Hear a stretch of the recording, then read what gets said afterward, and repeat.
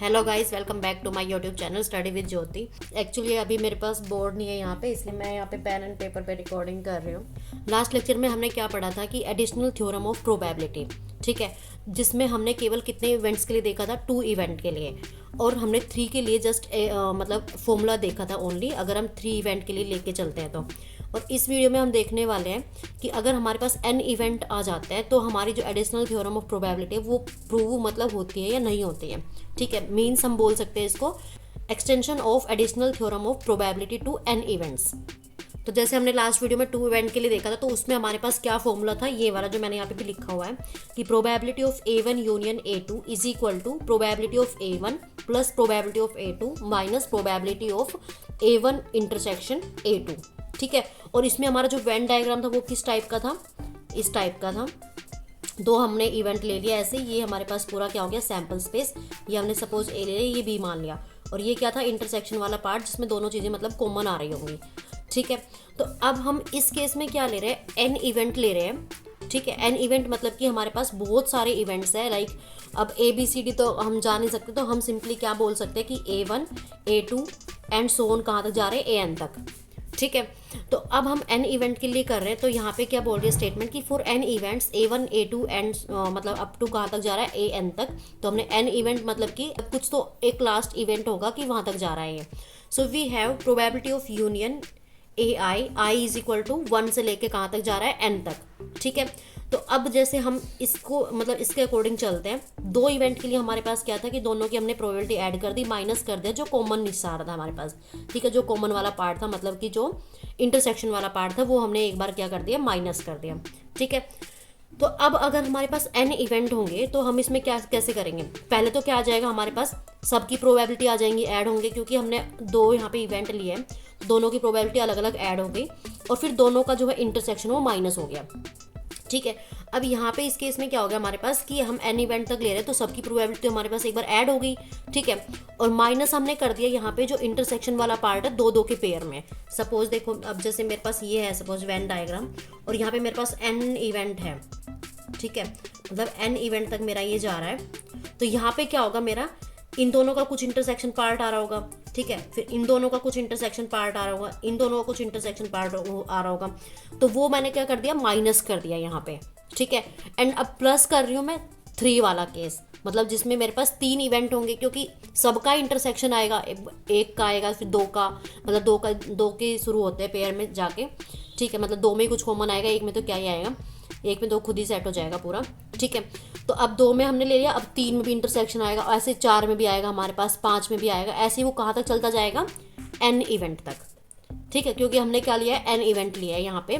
और जैसे हमने लास्ट टाइम देखा था कि 2 इवेंट के लिए क्या हो रहा है मेरे पास कि हम माइनस कर रहे हैं 2 के इंटरसेक्शन को, अब यहाँ पे n इवेंट के लिए ले रहे हैं, तो एक बार हमने माइनस कर दिया डबल वाले को, 2 इवेंट वाले को, प्लस कर दिया हमने 3 इवेंट वाले को, ठीक है, मतलब कि AI मान लिया यहाँ पे, AJ मान लिया और AK मान लिया, और इनकी जो I की वैल्यू है वो कहाँ से कहाँ तक जा रही है, 1 से लेके n तक ही जा रही है बेसिकली, मतलब J फिर K फिर N, ठीक है। जो K की वैल्यू वो क्या है, less than equal to N है। Less than equal to N का मतलब क्या है कि जो K है वो N के इक्वल भी हो सकता है, ठीक है, और हमेशा क्या रहेगा, लेस देन रहेगा N से, और इक्वल हो सकता है, मतलब n से ज़्यादा तो हो ही नहीं सकता, क्योंकि हमारी जो लास्ट हम कहाँ तक ले रहे हैं, n इवेंट तक ले रहे हैं, ठीक है।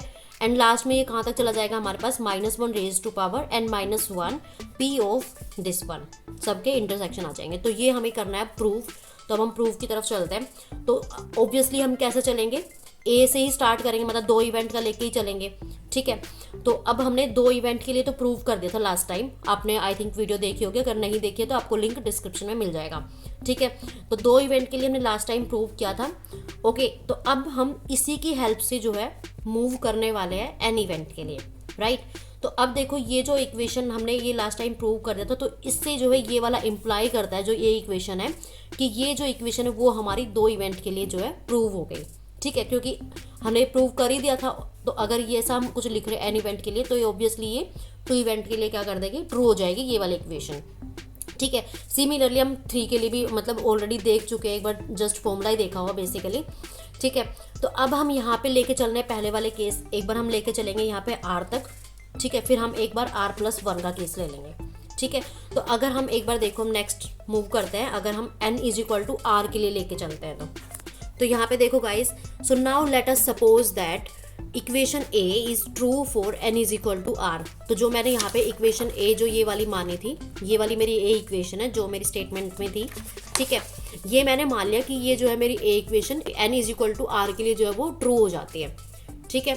तो अब सो दैट, अब तो अगर ए के आर के लिए ट्रू हो जाती तो इसका मतलब क्या है कि P of union A I is equal to 1 to R हो गया, इज इक्वल टू क्या हो गया मेरा summation I is equal to 1 to R P of A I का मतलब कि प्रोबेबिलिटी ऑफ ए आई, ठीक है। माइनस में, अब जैसे वहाँ पे मेरे पास क्या हो रहा था, दो इवेंट के जो है माइनस हो रहे थे इंटरसेक्शन, तो इसमें मेरे पास क्या हो जाएगा, अब जस्ट यहाँ पे क्या चेंज आ जाएगा, ये n तक था तो n की जगह मैंने लिया है r, ठीक है। तो ये मेरा सिंपली क्या आ जाएगा, मतलब यहाँ पे जहाँ भी n दिख रहा है आपको, ठीक है, ए इक्वेशन में, वहाँ पे मैंने क्या लगा देना है, केवल r, क्योंकि मैं n इज इक्वल टू लेके चल रही हूँ अभी फिलहाल r के लिए, तो n की जगह सब जगह हम क्या पुट कर देंगे, r फिलहाल। ओके, सो यहाँ पे देखो, अब मेरा हो गया ये r मैंने सब जगह पुट कर दिया, यहाँ पे n की जगह r आ गया, यहाँ पे n की जगह r माइनस 1 आ गया, यहाँ पे भी हमारे पास क्या आ गया, r तक चला गया इंटरसेक्शन। इसको मैंने मान लिया सेकंड इक्वेशन, और जो दो इवेंट वाली थी वो मैंने मान लिया था फर्स्ट इक्वेशन, ठीक है। अब मैं देख रही हूँ अगर मैं r+1 के लिए लेके चलती हूँ, ठीक है, तो अब r+1 के लिए मतलब क्या है कि जो p मतलब n इज इक्वल टू जो r लिया था मैंने, n is equal to r लिया था, इसमें मैंने जस्ट एक और 1 ऐड कर दिया है, +1, ठीक है। तो अगर मैं r+1 के लिए देखूंगी तो ये मेरा क्या इम्प्लाई करता है कि इसमें दो के यूनियन आ रहे होंगे, ठीक है।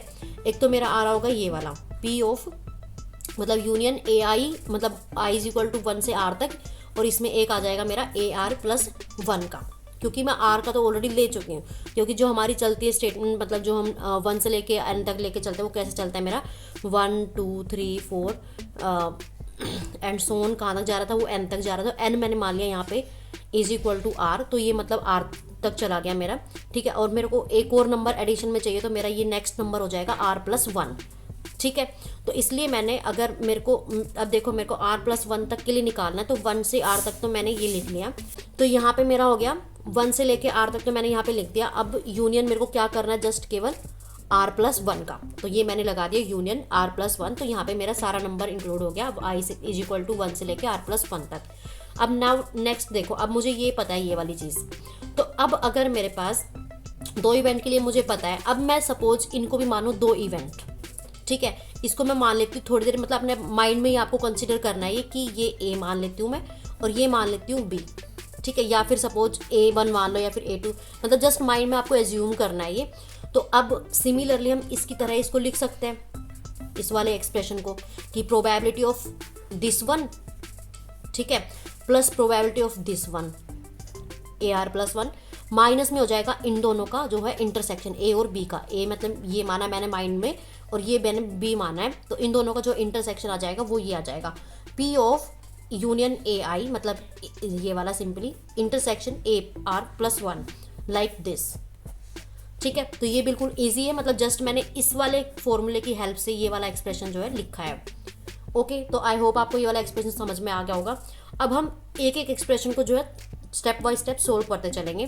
तो अब इस वाले एक्सप्रेशन में देखो, ये मेरा निकल गया P of union i is equal to 1 से लेके r+1 तक जा रहा है, AI हो गया ये, is equal to this one. अब आते हैं हम इस वाले एक्सप्रेशन पे, ठीक है। अब यहाँ पे देखो मेरा हो क्या रहा है, बेसिकली यहाँ पे यूनियन है i इज इक्वल टू 1 से लेके r तक, एंड इंटरसेक्शन है AR+1 तक, ठीक है। तो अब यहाँ पे इन दोनों का जो है इंटरसेक्शन हो रहा है, तो अब हम इंटरसेक्शन जब अप्लाई करेंगे तो जो यूनियन है, ठीक है, ये यूनियन सब पे लग रहा होगा जहाँ भी इंटरसेक्शन हो रहा होगा, मतलब बेसिकली AI है जो ये i इज इक्वल टू 1 से लेके r तक है, तो मतलब क्या है यहाँ पे यूनियन है, जैसे i इज इक्वल टू 1 से लेके r तक, ठीक है। तो अब इसका मतलब क्या है कि union A1, union A2, union A3 and so on जा रहा है कहाँ तक, AR तक, और अब इनका इंटरसेक्शन है किसके साथ में, AR+1, ठीक है। तो अब क्या होगा कि इन सब का इंटरसेक्शन इनके साथ होते हुए चलेगा, ठीक है, इंटरसेक्शन होते हुए चलेगा, तो सबका तो यूनियन ही आ रहा है ना बेसिकली बाहर, ठीक है। तो इनका जो है क्या बनेगा मेरे पास, जैसे ये हो जाएगा मेरा A1 इंटरसेक्शन AR+1, ठीक है। फिर क्या हो जाएगा मेरे पास, ये यूनियन आ जाएगा, A2 हो जाएगा इंटरसेक्शन AR+1, ठीक है। इंटरसेक्शन, फिर सॉरी यूनियन आ जाएगा ये वाला बाहर, और फिर क्या हो जाएगा A3 इंटरसेक्शन AR+1। तो बेसिकली ये जो है AI जो है मूव कर रहा है, और यहाँ पे क्या आता जा रहा है मेरे पास यूनियन। तो बेसिकली क्या हो जाएगा ये union of I is equal to 1 से लेके R तक, और अंदर क्या हो जाएगा सबका इंटरसेक्शन AI इंटरसेक्शन AR+1। ठीक है, तो ये अब ये जो है मेरे पास, जो ये मैंने प्रॉपर्टी लगाई, ये हम बोल सकते हैं कि डिस्ट्रीब्यूटिव लॉ हम अप्लाई कर रहे हैं, क्योंकि सेम ही हमारा डिस्ट्रीब्यूटिव लॉ होता है। ठीक है, और ये मैंने आपको ऐसे भी एक्सप्लेन कर दिया कि ये आ कैसे रहा है बेसिकली। तो आई होप आपको ये वाला स्टेप क्लियर हो गया होगा। अब हम बढ़ते हैं नेक्स्ट स्टेप की तरफ। तो गाइस जो हमारा नेक्स्ट स्टेप है वो मैंने यहाँ पे लिख लिया है, जो मैंने अभी डिस्ट्रीब्यूटिव प्रॉपर्टी अप्लाई करी तो वो मैंने यहाँ पे लिख लिया है। ठीक है, मतलब ये आ रहा था मेरा डिस्ट्रीब्यूटिव में, इस वाले एक्सप्रेशन की जगह मैं ये वाला एक्सप्रेशन लिख रही हूँ। ठीक है, तो ये मैंने यहाँ पे लिख लिया है। अब नेक्स्ट जो है मेरा वो क्या है कि अब मुझे क्या करना है, जो ये वाला एक्सप्रेशन है, ठीक है, P of union AI I is equal to 1 से लेके R तक। ठीक है, तो now putting the value of this from equation A। Okay, ये यहाँ पे इंटरसेक्शन नहीं आएगा। ठीक है, तो ये क्या हो जाएगा मेरे पास, now putting the value of this one, मतलब इस वाले एक्सप्रेशन की वैल्यू मुझे पुट करनी है फ्रॉम इक्वेशन नंबर A। तो इक्वेशन नंबर A कौन सी थी मेरे पास, ये वाली। ठीक है, मतलब कि ये जो है इसकी वैल्यू मुझे ये वाली पुट करनी है यहाँ पे। ठीक है, तो ये मेरा हो जाएगा क्या एक्सप्रेशन, P ऑफ AI, इसका समीशन हो जाएगा माइनस में सेम एक्सप्रेशन जैसे हमने अभी करा था A में, मतलब ये मान सकती हूँ कि जो ये वाला जो था मेरे पास ये वाली चीज़, ठीक है, इसको हम मान सकते हैं सेकंड इक्वेशन। ठीक है, तो ये मेरा बेसिकली सेकंड इक्वेशन से आया है फ्रॉम इक्वेशन नंबर सेकंड। ठीक है, तो ये मेरा हो जाएगा यहाँ पे मैं एज इट इज़ ये पूरा एक्सप्रेशन जो है इस वाले की जगह, ठीक है, इस वाले की जगह मैं ये वाली पूरी वैल्यू जो है पुट कर दूंगी। तो ये एज इट इज़ मेरा क्या आ गया, P ऑफ AI समीशन, मतलब माइनस में double sigma I is equal to 1 से लेके मतलब R तक जा रहा है I और J की वैल्यू, फिर ये एंड सो ऑन कहाँ तक जा रही है -1 और ये वाला। ठीक है, तो ये पूरा एक्सप्रेशन मेरा एज इट इज़ आ गया इसकी जगह। अब मेरा ये वाला पूरा तो बचा ही है, तो मैंने क्या करा इसमें P ऑफ AR+1 को एज इट इज़ यहाँ पे पुट कर लिया, माइनस में हो गया मेरा ये P of union I is equal to 1 to R AI intersection AR+1, मतलब ये दोनों मैंने क्या कर लिया एज इट इज़ पुट कर लिया। बस मैंने इसकी वैल्यू जस्ट पुट करी है जो मैंने यहाँ पे N is equal to R के लिए इक्वेशन लिखी थी। ठीक है, तो अब हम देखते हैं नेक्स्ट क्या क्या कर सकते हैं मतलब इस पूरे एक्सप्रेशन में। तो देखो अब मैंने क्या कर लिया, ये पूरा एक्सप्रेशन पुट कर लिया है। अब हम इसको जो है 1 बाय 1 सोल्व करते हुए चलते हैं। तो अब देखो आपको एक चीज़ दिख रही होगी, जैसे हमने लास्ट टाइम ब्रेक किया था, मतलब इस वाली चीज़ को P of union AI I is equal to 1 से लेके R+1 तक। ठीक है, अगर हम इनका यूनियन बना देते तो मेरे पास ऐसा कुछ बन जाता है एक्सप्रेशन। ठीक है, तो यहाँ पे भी आपको सेम चीज़ दिख रही होगी, जैसे I इज इक्वल टू एक बार जा रहा है 1 से लेके R तक, और एक बार मेरे को मिल रहा है यहाँ पे प्लस में P ऑफ AR+1। ठीक है, तो एक R और एक R+1, तो इन दोनों को अगर मैं कंबाइन कर देती हूँ तो मेरे पास सिंपली क्या बन जाएगा, जो सिग्मा है वो मेरा क्या हो जाएगा R+1। अगर यहाँ पे माइनस होता तो मैं ये नहीं कर पाती, बट अभी क्या है मेरे पास यहाँ पे प्लस का साइन है, तो इसलिए मैंने कर लिया। यहाँ पे इन दोनों को एडिशन अगर हम करेंगे तो I इज इक्वल टू 1 से लेके R+1 और P ऑफ हो जाएगा मेरा AI। I की वैल्यू कहाँ से कहाँ तक जा रही है, I इज इक्वल टू 1 से लेके R+1। R+1 क्यों, क्योंकि मैंने इसको भी जो है इस वाले सिग्मा में इंक्लूड कर लिया है। ठीक है, तो अब नेक्स्ट देखते हैं। अब देखो हम कंबाइन करते हैं किस किस को, अभी इसको हम एज इट इज़ लिख लेते हैं। तो ये वाला एक्सप्रेशन जो है मेरा ये एज इट इज़ आ गया, यहाँ पे ये वाला एक्सप्रेशन एज इट इज़ आ गया। अब देखो हम इसकी वैल्यू भी यहाँ पे जो है पुट कर लेते हैं। तो जैसे हमने सिंपली पहले माना था कि इसको आप मान लो सिंपली एक एक्सप्रेशन, मतलब कि सपोज इसको मैं A बोल देती हूँ अभी के लिए अपने माइंड में। ठीक है, कि यूनियन है I इज इक्वल टू 1 से लेके R और A यहाँ पे केवल लिखा है AI, मतलब अपने आप को बस माइंड में थोड़ा एज्यूम करना। आप कुछ और भी कह सकते हो यहाँ पे, जैसे सपोज B मान लेते हैं इसे। ठीक है, BI हो गया सपोज यहाँ पे। तो ये जस्ट क्या है, union I is equal to 1 से लेके R और BI है, सिंपली लाइक दिस। ठीक है, यहाँ पे AI है, यहाँ पे BI है। तो अगर हम इस वाले एक्सप्रेशन को इसकी तरफ मतलब ऐसे मान लें एक बार, मतलब अपने माइंड में, तो हम सिंपली ऐसे लिख सकते हैं इसे। ठीक है, तो यहाँ पे क्या आ जाएगा मेरे पास, सिंपली क्या आ जाएगा, ये वाला एक्सप्रेशन मेरा एज इट इज़ रहा है यहाँ पे। इसको मैंने एज इट इज़ लिख लिया, इसको मैंने एज इट इज़ लिख लिया। अब इसको कैसे लिखा है, इसकी तरह। तो गाइस सिंपली मैंने यहाँ पे क्या करा है कि इसकी वैल्यू जो है मैंने यहाँ पे पुट कर ली। यहाँ जैसे बाहर माइनस का साइन तो माइनस आ गया बाहर, पूरा ये ब्रैकेट में पूरा एक्सप्रेशन चला जाएगा। ठीक है, तो यहाँ पे जस्ट सिंपली क्या हो, इसको आप जस्ट माइंड में मानो कि एक ही एक्सप्रेशन है मेरे पास ये, तो सबमिशन आ जाएगा एक एक्सप्रेशन केवल, मतलब ये पूरा एक्सप्रेशन आएगा यहाँ पे। ठीक है, माइनस में इंटरसेक्शन लेना आपको दो चीज़ों का, तो ये तो हमारे पास सिंपली एक ही चीज़ है, तो इसके नेक्स्ट आई के नेक्स्ट हम क्या लिख सकते हैं, थोड़ी देर के लिए जे मान सकते हैं। ठीक है, तो ये हो गया मेरा जे तक। अब इसलिए यहाँ पे 3 आया क्योंकि यहाँ पे ऑलरेडी 2 है, तो इसलिए हम 2 को जो है एक एक्सप्रेशन मान रहे हैं। तो आप जो ये वाला एक्सप्रेशन है ये वाला, इसको एक एक्सप्रेशन ही मानो। तो इंटरसेक्शन बेसिकली हम 2 चीज़ों का ही ले रहे हैं यहाँ पे। ठीक है, अब एंड सो ऑन कहाँ तक जा रहा है ये, r+1 तक, लाइक दिस।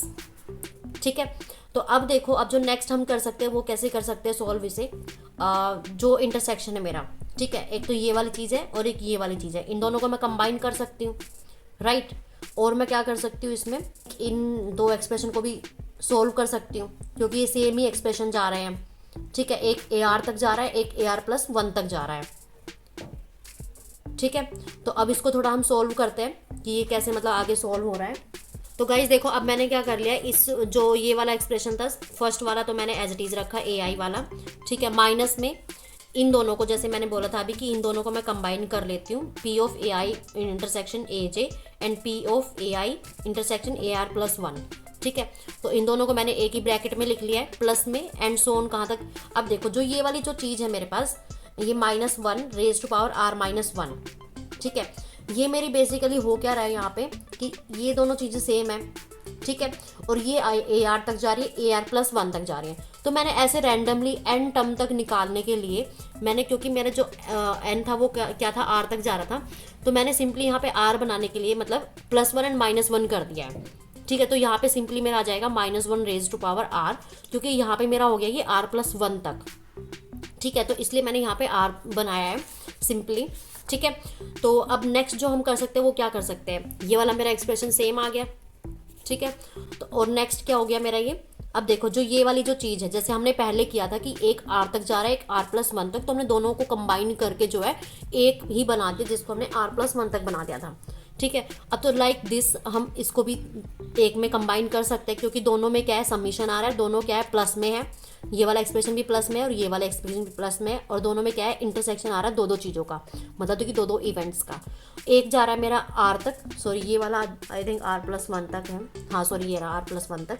ठीक है, एक जा रहा है मेरा R तक और ये जा रहा है मेरा R+1 तक। ठीक है, तो इन दोनों को कंबाइन करके हम लिख सकते हैं कि जो ये R है ये मेरा जा रहा है R+1 तक, क्योंकि बीच में क्या है, प्लस का साइन है। तो मैंने इसको जस्ट सिंपली लिख लिया, और ये माइनस बाहर वाला है, सिग्मा 1 से लेके कहाँ तक गया, ये R+1 तक। ठीक है, तो आई होप आपका ये वाला स्टेप हो गया क्लियर। अब बचा है मेरे पास सिंपली ये वाला, ये मतलब एज इट इज आ जाएगा, R बचेगा यहाँ पे, and probability of A1 up to कहाँ तक जाएगा, इंटरसेक्शन AR+1, मतलब कि R+1 तक।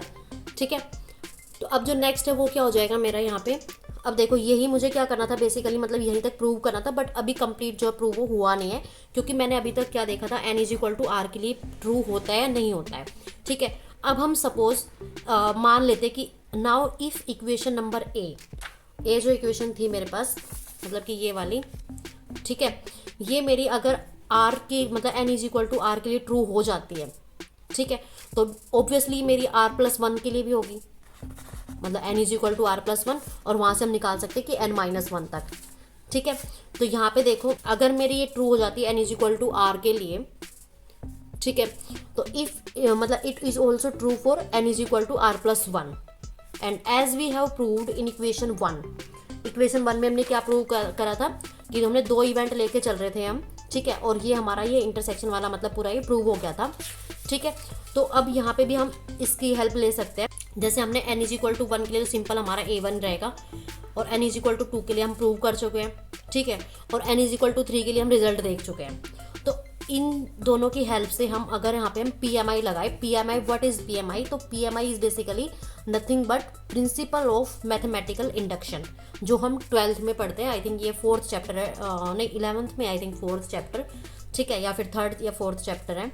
तो वहाँ पे हम प्रिंसिपल ऑफ मैथमेटिकल इंडक्शन जो हम पढ़ते थे वही हम यहाँ पे अप्लाई करके n = R+1 के लिए हम इसको प्रूव कर सकते हैं। ठीक है, and it follows that equation number A is true for all positive integral value of n। ठीक है। तो अब यहाँ पे मतलब क्या बोल रहे हैं कि अगर मतलब यहाँ पे हम PMI लगाते हैं, ठीक है, तो ये मेरा ट्रू हो जाता है पूरा, n is equal to R+1। और यहाँ पे जो R+1 मतलब कि क्या है कि पॉजिटिव इंटीग्रल वैल्यू, मतलब कि पॉजिटिव वैल्यूज़ है n की, वो सबके लिए जो है ये ट्रू हो जाता है। ठीक है, तो यही मुझे बेसिकली प्रूव करना था, extension of additional theorem of probability. ठीक है, तो आई होप आपको ये वाला लेक्चर समझ में आ गया होगा। तो that's all for today's lecture. कोई डाउट आता है तो आप कमेंट कर देना। ठीक है, मिलते हैं अब नेक्स्ट वीडियो में।